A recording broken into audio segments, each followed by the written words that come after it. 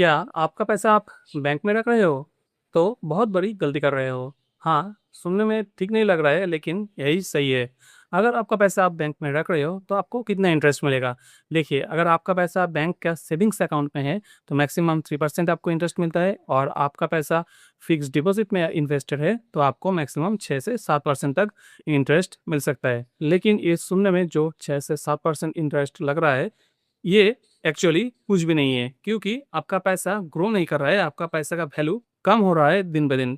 कैसे कम हो रहा है? देखिए, तो अभी मान लीजिए आपने 1 लाख का एफडी किया है। 1 साल के बाद अगर उसका मैच्योरिटी अमाउंट 1,07,000 रुपये होता है, तो आप सोच रहे हैं मेरा पैसा तो बढ़ गया, लेकिन आपका पैसा बढ़ा नहीं है, क्योंकि अभी हमारे कंट्री में जो इन्फ्लेशन रेट चल रहा है वो ऑफिशियली है 6 से 7% के बीच, और अनऑफिशियली है 10% के करीब।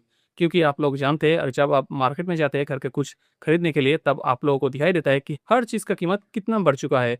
ठीक है? तो यही है इन्फ्लेशन। अगर आपका 1 लाख 1 साल के बाद 1,07,000 होता है, तब उस टाइम पे आपका 1 लाख का वैल्यूएशन, अगर इन्फ्लेशन 7% के दर पे चलिए, तो 1 लाख का 7% अगर इन्फ्लेशन रेट होता है तो 93,000 पे आ जाता है आपका 1 लाख का वैल्यू।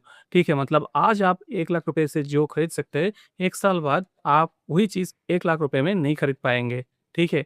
तो ऐसे ही आपका पैसा बैंक में अगर रखा हुआ है, एफडी में हो या सेविंग्स में हो, तो आपका पैसे का वैल्यू डिक्रीज़ हो रहा है, मतलब आपका पैसा बढ़ नहीं रहा है, आपका पैसा कम होता जा रहा है। तो फिर पैसे को कैसे सही से इन्वेस्ट किया जाए? तो दोस्तों, चलिए आज के वीडियो में मैं आपको बताऊँगा कि पैसे को 3 ऐसे एसेट में इन्वेस्ट कीजिए, जिसमें इन्वेस्ट करने के बाद आपका पैसा ग्रो भी करेगा, सिक्योर भी रहेगा, और बैंक से ज़्यादा इंटरेस्ट भी देगा। तो कैसे ये होगा, आज के वीडियो में मैं आपको बताऊँगा। तो चलिए फ्रेंड्स, शुरू करते हैं आज के वीडियो। सो फ्रेंड्स, सबसे पहले जिस चीज़ में हम लोगों को इन्वेस्ट करना चाहिए वो है गोल्ड। हाँ, गोल्ड एक ऐसा चीज़ है जिसका कीमत कभी भी कम नहीं होता है। दिन ब दिन गोल्ड का कीमत बढ़ता ही जा रहा है, और लास्ट 2-3 साल में आप खुद देखिए कि गोल्ड का कीमत कहाँ पे था और अभी कहाँ पे आ गया है। ठीक है? तो गोल्ड ऐसा चीज़ है जिसमें आप इन्वेस्ट करके आपका पैसे को सिक्योर कर सकते हैं, और आपका पैसे का वैल्यू भी दिन-दिन बढ़ता जाएगा।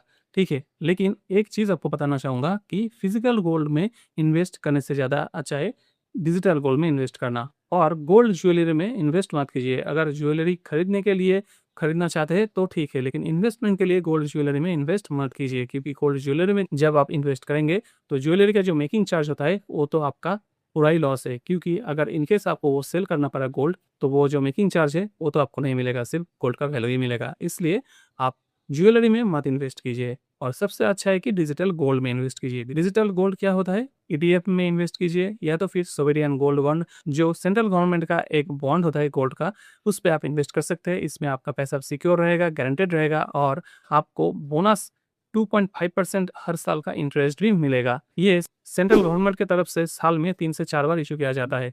ठीक है? तो इस पे भी आप लोग इन्वेस्ट कर सकते हैं, और इसमें एक चीज़ ये है, मान लीजिए आपने 5 यूनिट का गोल्ड खरीदा है। यूनिट मतलब 1 ग्राम 24 कैरेट। ठीक है? तो इसको यूनिट्स के हिसाब से सेल किया जाता है। डिजिटली आपके अकाउंट पे रहेगा, फिज़िकली आपको गोल्ड नहीं मिलेगा। तो 1 यूनिट मतलब 1 ग्राम 24 कैरेट गोल्ड होता है।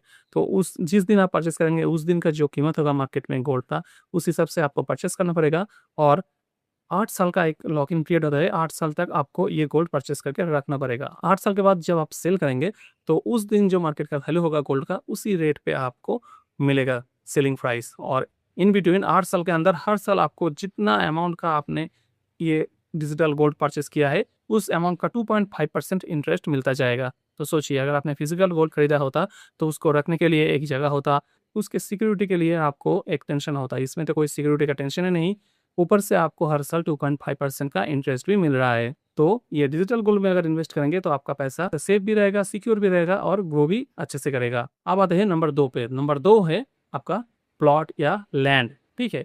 अगर आप लैंड पे इन्वेस्ट करके, मतलब लैंड खरीदते हैं, तो ये इन्वेस्टमेंट भी बहुत बढ़िया माना जाता है, क्योंकि ये लैंड का वैल्यू हर रोज़, हर दिन बढ़ता जा रहा है। क्योंकि आप लोग आपके आस-पास ही देख रहे हैं कि कितना सारा बिल्डिंग हो रहा है, फ्लैट हो रहा है। ठीक है? लैंड का कीमत कभी भी घटेगा नहीं। अगर आपने एक लैंड परचेज़ करके रख दिया है, तो 2 साल 4 साल के बाद उस लैंड का कीमत डबल हो सकता है। ठीक है? लेकिन मैं ये बोलूँगा आपको, कभी भी फ्लैट में मत इन्वेस्ट कीजिए। अगर आप सोच रहे हैं कि मैं फ्लैट खरीद के इन्वेस्ट करूँगा, तो ये गलत होगा, क्योंकि कोई भी अगर फ्लैट आप खरीदेंगे तो उसका एक मेंटेनेंस कॉस्ट होता है हर महीने के लिए। तब आपको हर महीने एक अमाउंट देना पड़ेगा उस फ्लैट को मेंटेनेंस करने के लिए, तब आपका ये इन्वेस्टमेंट नहीं रहेगा, ये आपका लायबिलिटी हो जाएगा कि हर महीने मुझे इतना अमाउंट इस फ्लैट के पीछे इन्वेस्ट करना होगा।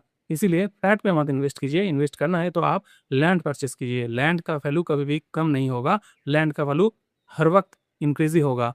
तो लैंड पे इन्वेस्ट करना भी बहुत अच्छा माना जाएगा। और 3 नंबर पे आता है कोई भी मशीन पे इन्वेस्ट कीजिए, मतलब ऐसा कोई वेंडिंग मशीन, जेसीबी या तो फिर सीमेंट मिक्सिंग मशीन, जो मशीन आप लोग आपके आस-पास में देख रहे हैं कि हर वक़्त यूज़ हो रहा है, ऐसा मशीन खरीद के लगा दीजिए किराए पे, ठीक है? वो मशीन आपको खुद ब खुद पैसा जनरेट करके देगा, क्योंकि ये मशीन आपसे छुट्टी नहीं माँगेगा, आपसे सैलरी नहीं माँगेगा, सिर्फ़ आपको सर्विस देगा, ठीक है? तो ऐसा अगर कोई वेंडिंग मशीन हो, सीमेंट मिक्सिंग मशीन हो या जेसीबी हो, ये आप परचेज़ करके किराए पे दे देते हैं या खुद लगा देते हैं, तो ये मशीन आपको हर रोज़ पैसा कमा के देगा। आप एक बार इन्वेस्ट करेंगे और ये मशीन हर रोज़ आपके लिए पैसा बनाता जाएगा। ऐसे अगर आप आपके पैसे को सही तरीके से इन्वेस्ट करेंगे, तो आपका पैसा ग्रो भी करेगा, आपका वेल्थ भी क्रिएट होगा और आप जल्दी अमीर भी बन सकते हैं। तो इसीलिए बैंक में आपका पैसा सिर्फ़ एफडी करके छोड़ देने से अच्छा है, इन सब में पैसा आप इन्वेस्ट कीजिए, तो आपका पैसा जल्दी ग्रो करेगा और आप जल्दी अमीर भी बन सकते हैं। तो यही था आज का वीडियो। वीडियो खत्म करने से पहले आपको एक बात बताना चाहता हूँ, आपका पैसा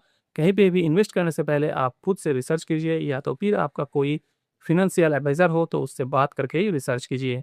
मैंने इस वीडियो में सिर्फ़ आपको कहाँ पे इन्वेस्ट करके आप अच्छे से वेल्थ क्रिएट कर सकते हैं, इसके बारे में इन्फॉर्मेशन दिया। बाकी आपका पैसा आप आपके हिसाब से रिसर्च करके ही इन्वेस्ट कीजिए। तो दोस्तों, यही था आज का वीडियो। वीडियो अच्छा लगे तो वीडियो को लाइक करना, चैनल में नए हो तो चैनल को सब्सक्राइब कर लेना। तब तक के लिए जय हिंद।